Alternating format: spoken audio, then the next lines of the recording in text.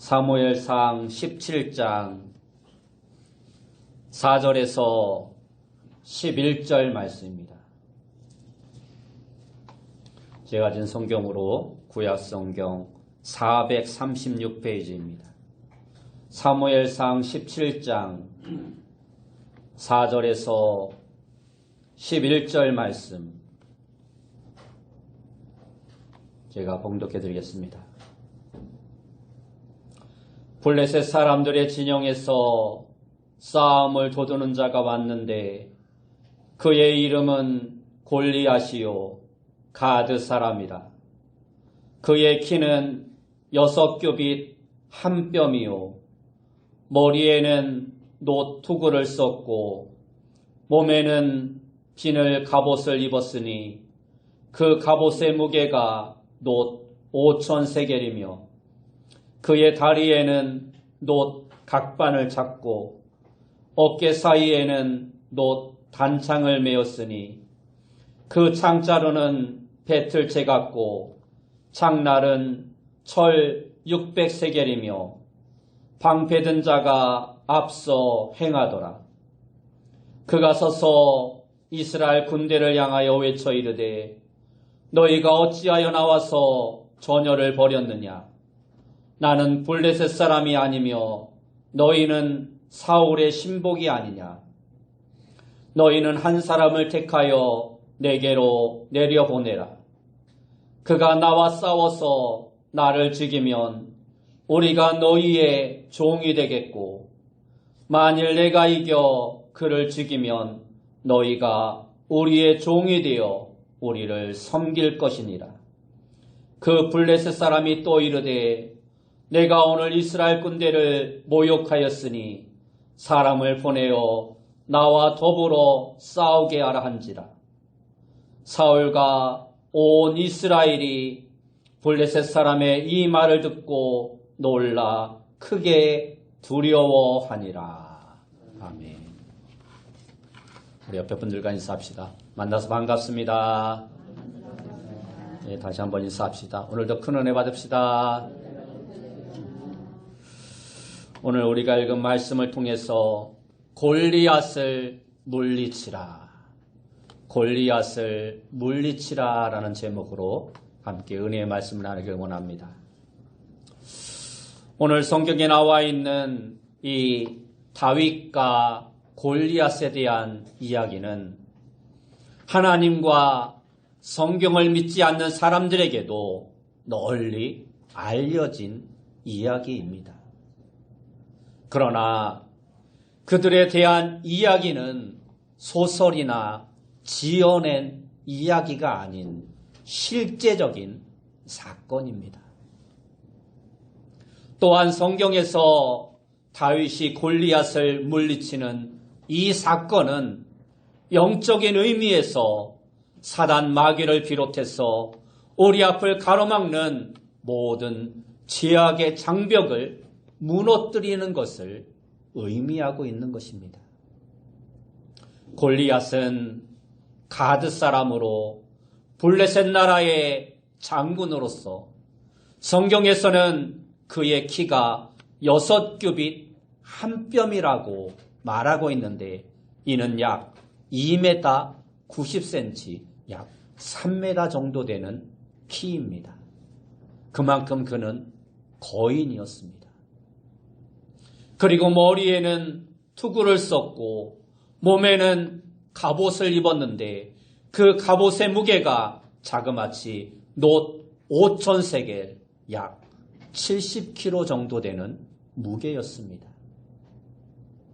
또한 다리에는 놋 견갑을 잡고 어깨 사이에는 놋 단창을 메었는데 그 창자루는 배틀채 같았으며 창날은 철 600세겔이나 된다고 말씀하고 있습니다. 창날의 무게만 약 7kg 정도입니다. 사무엘상 17장 8절 말씀에 보면 그는 방패를 든 군존들을 앞세우고 이스라엘 진을 향하여 큰 소리로 이렇게 외칩니다. 너희가 어찌하여 나와서 나 전열을 벌였느냐? 나는 블레셋 사람이 아니며 너희는 사울의 신복이 아니냐? 너희는 한 사람을 택하여 내게로 내려보내라. 이렇게 말하면서 거만한 자사로 접근을 해옵니다. 당시의 전쟁은 군대를 동원한 집단 전투도 있었지만 한 사람을 뽑아서 1대1로 싸워 전쟁의 승부를 판가름하는 그러한 전쟁도 있었습니다.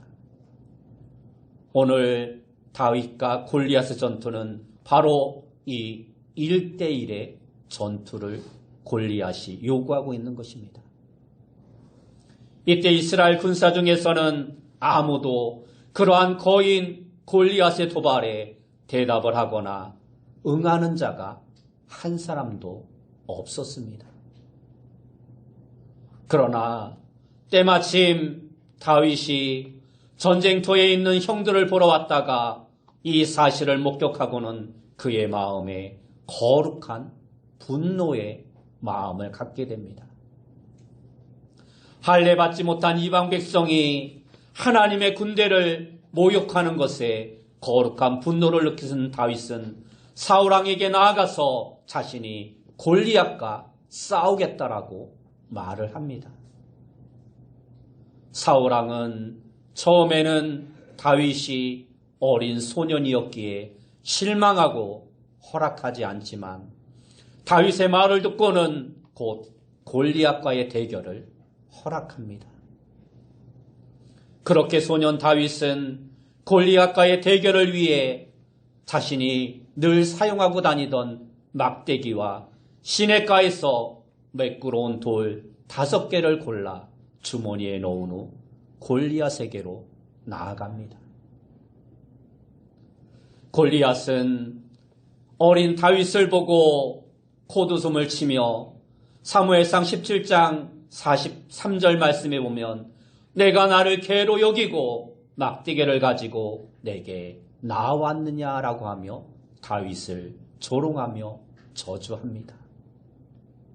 그러나 다윗은 너는 칼과 창과 단창으로 내게 나오거니와 나는 만군의 여호와의 이름 곧 내가 모욕하는 이스라엘 군대의 하나님의 이름으로 내게 나아가노라 외치며 그를 향하여 주머니에 넣었던 돌을 힘차게 돌려 그에게 던져 거구 골리앗의 이마를 맞춰 쓰러뜨립니다.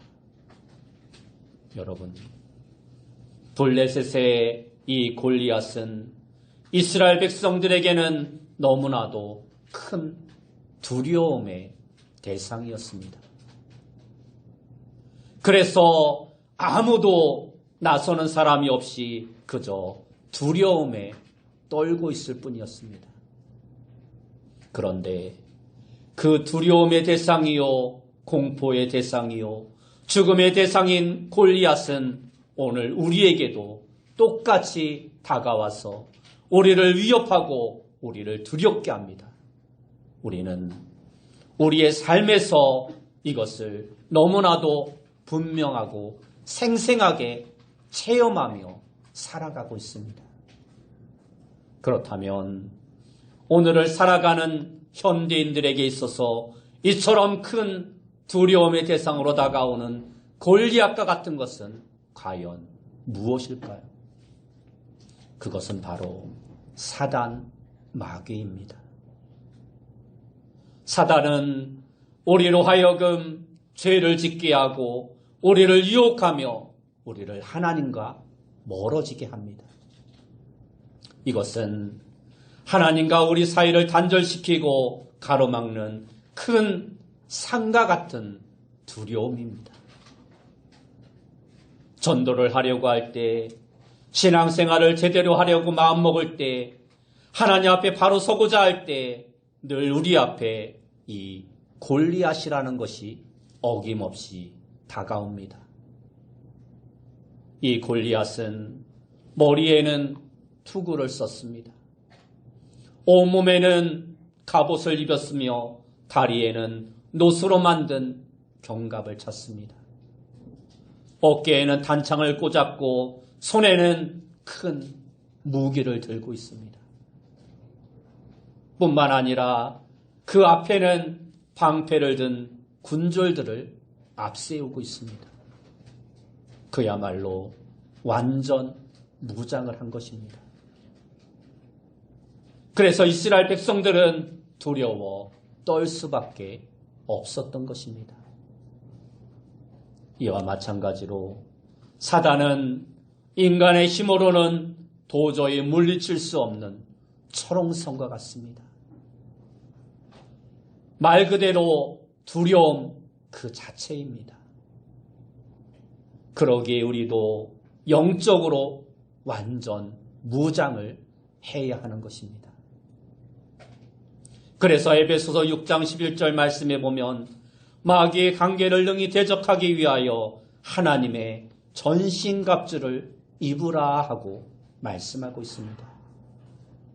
그리고 이어지는 에베소서 6장 12절 말씀에 보면 우리의 씨름은 혈과 육을 상대하는 것이 아니요 통치자들과 권세들과 이 어둠의 세상 주관자들과 하늘에 있는 악의 영들을 상대함이라 라고 말씀하고 있습니다. 즉 우리의 대적은 사단, 마귀인 것입니다. 우리는 그에게 우리를 공격할 기회를 주어서도 안 되고 방심해서도 안 되는 것입니다. 어떤 집에서 요란하게 싸우는 소리가 들립니다. 가만히 보니까 부부인 듯 보이는 사람인데 서로 싸우고 있습니다. 단순히 싸우는 정도가 아니라 아예 서로를 죽이려 하고 있습니다. 술에 만취한 남편이 칼을 집어들고 그 아내를 향하여 욕을 퍼부으며 죽이겠다 하는 것입니다. 그 부인은 시퍼렇게 실려 한쪽 구석에서 두 팔로 얼굴을 가린 채 울부짖고 있습니다. 동네 사람들은 남편을 말리느라 진땀을 빼지만 사람들이 말리니까 남편은 오히려 더욱더 화를 내며 온 집안 기구들을 집어 던집니다. 이 사람이 자기 정신을 가지고 이렇게 하겠습니까? 아닙니다. 정말 미친 듯이 무엇에 홀린 듯이 날뛰는 것은 그의 본래의 모습이 아닌 것입니다. 마을 사람들도 말하기를 술만 깨면 그렇게 자상한 남편이요 아버지인데 술만 먹으면 그렇게 된다라는 것입니다. 그럼 누가 이 남편을 이렇게 만들었을까요? 바로 사단 마귀입니다. 그러므로 이 못된 습성, 이 못된 지악에 골리하신 사단을 우리는 물리쳐야 하는 것입니다. 창세기의 노아 시대의 사람들은 마음속에 계획하는 것조차 악하였다라고 말씀하고 있습니다. 소돔과 고모라 성의 지악은 하늘을 찔렀고 의인 10명이 없을 만큼 지악이 넘쳐났던 도시였습니다. 오늘도 우리는 악한 생각을 하고 죄악을 마음에 품으며 하나님과 원수 맺는 육체적인 욕심을 따라 삶을 살아가고 있습니다. 누가 우리로 하여금 이 죄악의 늪에서 멸망을 시키려 합니까? 바로 사단입니다. 이처럼 사단은 우리에게 두려운 골리앗과 같은 존재임이 분명합니다. 이것은 영적인 전쟁입니다. 구약 성경을 보면 이스라엘 백성들은 전쟁을 가리켜서 여호와께 속한 것이라 말씀하고 있습니다. 이것은 이스라엘 백성들이 다른 민족과 전쟁을 할 때 하나님이 함께 싸워 이기게 하신다는 말씀입니다. 그래서 이스라엘 백성들은 이 전쟁을 가리켜서 성전, 즉 거룩한 전쟁이라 말하였습니다. 그들이 전쟁을 가리켜서 성전이라고 규정한 배경은 신명기 24장 13절 말씀에 보면 이는 내 하나님 여호와께서 너를 구원하시고 적군을 내게 넘기시려고 내 진영 중에 행하심이라 하신 말씀을 근거로 하고 있습니다. 사무엘상 17장 47절 말씀에도 보면 다윗은 전쟁은 여호와께 속한 것인즉 그가 너희를 우리 손에 넘기시리라 외치며 골리앗 앞에 담대히 나아가 승리를 거둡니다.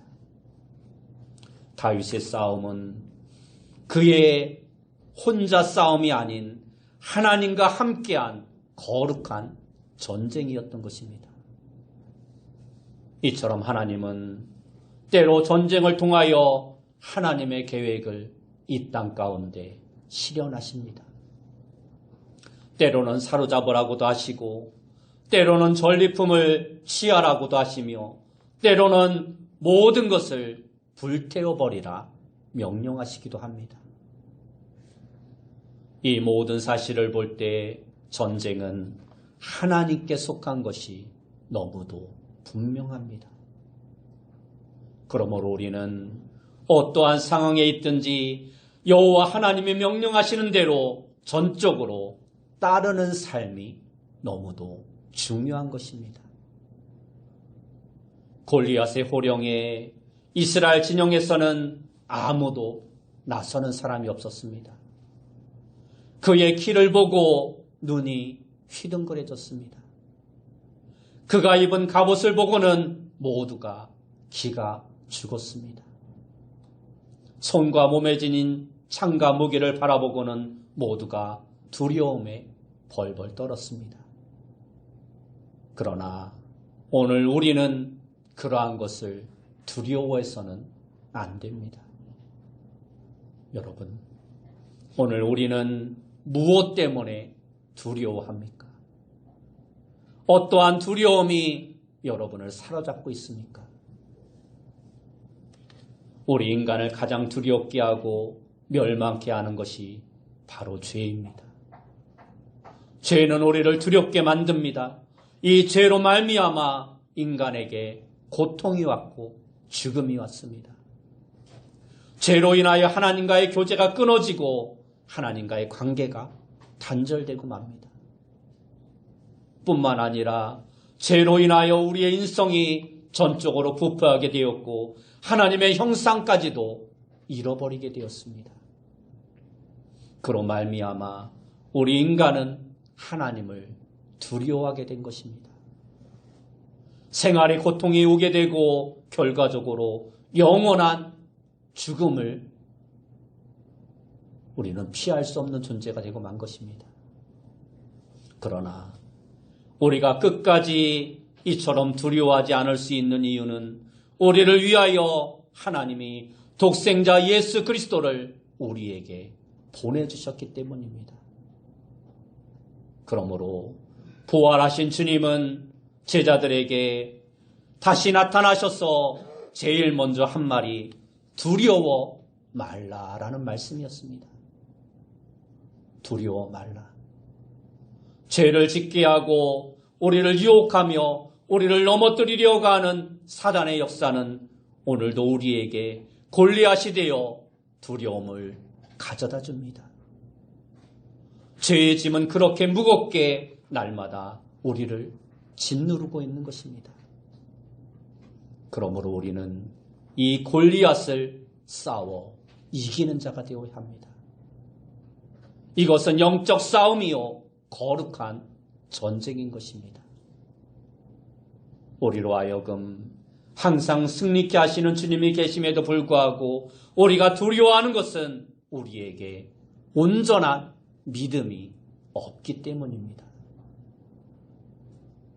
아담이 나무 사이에 숨은 것은 두려움 때문이었습니다. 베드로가 바다에 빠진 것 또한 두려움 때문이었습니다. 3년 동안이나 예수님을 따르던 제자들도 바로 이 두려움 때문에 예루살렘 고물방에 들어가서 문빗장을 걸어 잠그고 숨어 있었던 것입니다. 신명기 20장 1절 말씀에 보면 내가 나가서 적군과 싸우려 할 때 말과 병거와 백성이 너보다 많음을 볼지라도 그들을 두려워하지 말라 말씀하고 있습니다.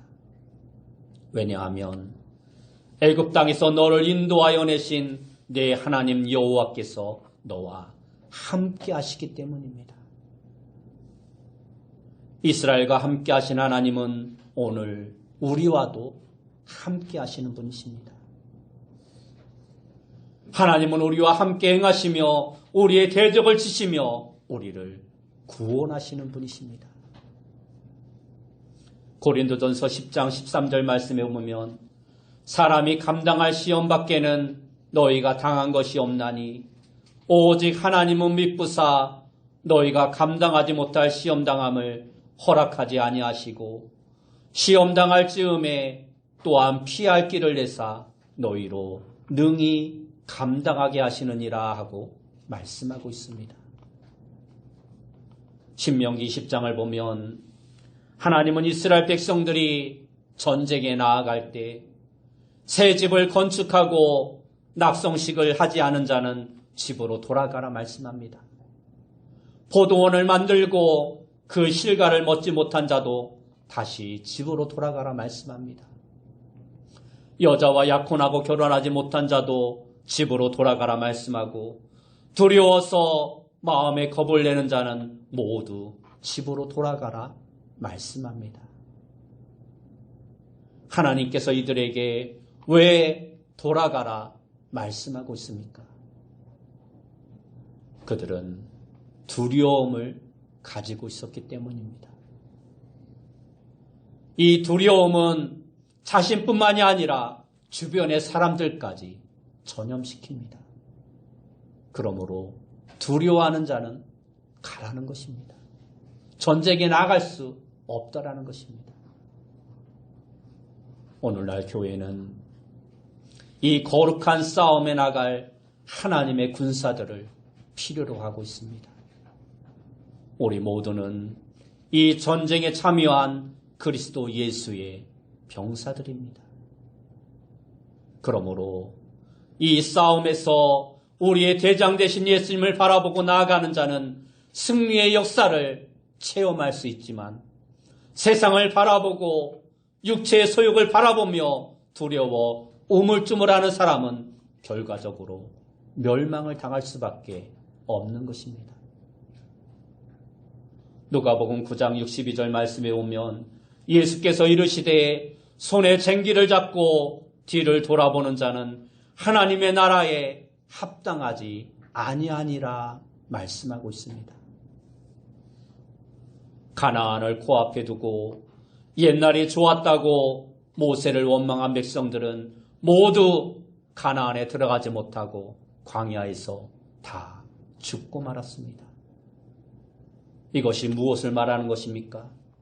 그것은 그들 모두가 두려움 가운데서 거룩한 싸움에 적극적으로 참여하지 않음으로 말미암아 멸망을 당하고 말았다는 것입니다. 영적인 싸움에서 원망은 금물입니다. 두려움 또한 영적 싸움에서 절대 있어서는 안 되는 것입니다. 그러면 시도 때도 없이 우리에게 다가오는 이 골리앗을 우리는 어떻게 물리쳐야 할까요? 우리로 하여금 멸망에 이르게 하는 죄는 멀리하고 물리쳐야 합니다. 더 나아가서 죄의 근원까지 완전히 멸해야 합니다. 이스라엘 백성들이 가나안 땅을 점령할 때 가나안 땅은 아무도 살고 있지 않은 주인이 없는 땅이 아니라 이미 오래전부터 7족속이나 되는 무리들이 그 안에 살고 있었습니다. 그 7족속은 헷 족속, 기르가스 족속, 아모리 족속, 가나안 족속, 브리스 족속, 히위 족속, 그리고 여부스 족속이었습니다. 그들의 죄악이 간영하여 하나님은 그들을 심판하시기로 작정하셨고 그 가나안 땅을 이스라엘 백성들에게 주고자 하신 것입니다. 이것은 이스라엘 백성들에게는 약속의 성취였지만 가나안 7 족속들에게는 하나님의 징계요, 하나님의 심판이었던 것입니다. 신명기 7장 1절 이하의 말씀을 보면 그들을 진멸하되 그들과 언약도 말고 그들을 불쌍히 여기지도 말고 그들과 혼인하지도 말 것이며 그들이 섬기던 단을 헐고 주상을 깨뜨리며 아세라 목상을 찍어버리고 조각한 우상은 불살라 완전히 진멸할 것을 하나님께서 엄중히 명령하고 있습니다. 그리고 신명기 7장 26절을 보면 너는 가정한 것을 내 집에 들이지 말라. 너도 그것과 같이 진멸당할까 하노라. 너는 그것을 멀리하며 심히 미워하라. 그것은 진멸당할 것임이니라 하고 말씀하고 있습니다. 이처럼 우리는 죄를 미워하되 심히 미워해야 합니다. 불쌍히 여기지도 말라라는 것은 그것에 더 이상 미련을 주지 말라는 것입니다. 주상을 깨뜨리고 불살라버리라는 것은 완전히 그 모양이나 형체의 근원까지도 없애버리라는 것입니다. 담배를 끊겠다던 사람이 라이터가 아까워서 보관하고 있다면 그것으로 인하여 다시금 유혹에 이끌려 다시 담배를 피게 되는 것입니다. 술을 끊겠다는 사람이 이건 어디에 좋은 거고 이건 어디에 좋은 거고 하면서 여러 가지 술을 담가서 보관하고 있다면 결코 술을 끊을 수 없는 것입니다.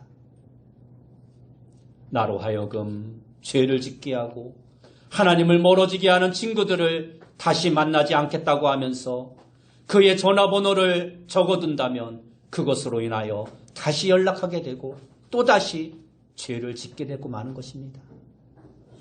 그러므로 우리는 그것이 사람이든지 습관이든지 취미생활이든지 간에 하나님이 미워하시는 것이라면 그 모두를 완전하게 제거하는 자가 되어야 합니다.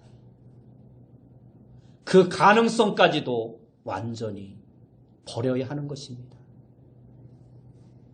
민수기 33장 55절 말씀에 오면 너희가 만일 그 땅의 원주민을 너희 앞에서 몰아내지 아니하면 너희가 남겨둔 자들이 너희의 눈에 가시와 너희의 옆구리에 찌르는 것이 되어 너희가 거주하는 땅에서 너희를 괴롭게 할 것이요 라고 말씀하고 있습니다. 이 말씀은 우리가 만약 죄의 습관이나 그 가능성까지 완전히 멸하지 아니하면 그것으로 인하여 괴로움을 당하게 되고 결국은 멸망을 당할 수밖에 없다라는 것입니다. 그러므로 하나님이 없이 하시라면 그것이 우리가 아끼는 재물이라 할지라도 명예와 권세와 세상 사람 모두가 부러워하는 것이라 할지라도 우리는 반드시 그것을 끊어버려야 하는 것입니다. 그런데 유다 자손은 여부스 족속을 완전히 쫓아내지 못했고 에브라임 지파는 가나안 사람을 완전히 쫓아내지 못했습니다. 결국 이스라엘은 그들로 인하여 우상 숭배에 빠지고 말았던 것입니다. 오늘날 인간은 세계를 정복하고 심지어는 우주까지 정복하려고 합니다. 전화나 TV, 비행기, 잠수함, 자동차, 컴퓨터, 스마트폰, 인터넷과 우주선, AI 등 인간의 온갖 문명의 발달을 통하여 이제는 모든 것을 할 수 있는 그러한 시대가 되었습니다. 이렇게 보면 인간은 참으로 위대하고 또 놀라운 존재임이 분명합니다. 그러나 한편으로 보면 코로나와 감기 몸살에도 꼼짝 못하고 암이나 에이즈에 걸리면 무력하게 손도 써보지 못하고 죽을 수밖에 없는 것이 우리 인간입니다. 교통사고라도 나면 부서지고 깨지고 죽습니다. 이처럼 인간은 어떻게 보면 참으로 위대해 보이지만 다른 편으로 보면 너무나도 연약한 존재인 것입니다. 아무리 덩치가 큰 사람이나 동물도 아주 작은 바이러스나 세균 하나에 의해서 꼼짝도 못하게 되는 것입니다. 마찬가지로 죄악은 아무리 작은 것이라 할지라도 그것이 자라고 잎이 나고 열매를 맺으면 우리의 영혼과 육체와 우리의 모든 삶을 망가뜨리고 마는 것입니다. 그러므로 우리는 아무리 작은 죄라 할지라도 무시하거나 소홀히 여겨서는 안 되는 것입니다. 골리앗의 고향이 어디라고 했습니까? 가드 사람입니다. 이 가드라고 하는 지역도 역시 가나안 땅을 점령할 때 여호수아가 완전히 쫓아내지 못하고 일부의 사람들을 남겨두었던 안악 지역입니다. 거인 지파였습니다. 바로 그 지역에서 골리앗이라는 사람이 나타난 것입니다. 하나님의 말씀을 완전히 순종하지 않은 결과로 감당할 수 없는 시련을 당하게 된 것입니다. 그러므로 우리는 악은 그 모양이라도 완전히 깨끗하게 청산해야 하는 것입니다. 오늘도 우리에게 사단은 골리앗처럼 두려움을 가져다 주지만 우리는 두려움과 절망 속에 떨 필요가 없는 것입니다. 다윗이 만군의 여호와 하나님의 이름으로 나아갔듯이 오늘 우리도 예수님의 이름으로 나아가면 되는 것입니다. 다윗이 승리하셨듯이 오늘 우리도 승리할 수 있는 것입니다. 이미 예수님께서 우리에게 그 승리를 선포해 주셨습니다. 내가 세상을 이기었노라. 여러분 모두가 죄악의 유혹으로 말미암아 우리를 넘어뜨리려고 호령하는 골리앗과 같은 사단의 유혹과 두려움을 믿음의 물맷돌로 쳐서 이기며 날마다 승리의 삶을 살아가는 귀한 성도님들이 다 되시길 예수님의 이름으로 축원합니다. 기도하겠습니다. 사랑하는 주님, 우리를 유혹하는 세상의 골리앗과 같은 사단의 유혹이 거셀지라도 늘 우리와 함께 하시는 그 예수 그리스도의 이름으로 우리가 날마다 승리하며 살아갈 수 있는 자 되어줄 수 있도록 인도하여 주옵소서. 우리 안에 있는 골리앗을 물리치고 날마다 믿음으로 담대히 나아가는 귀한 성도님들 다 되어줄 수 있도록 인도하여 주옵소서. 예수님의 이름으로 기도드리옵나이다. 아멘.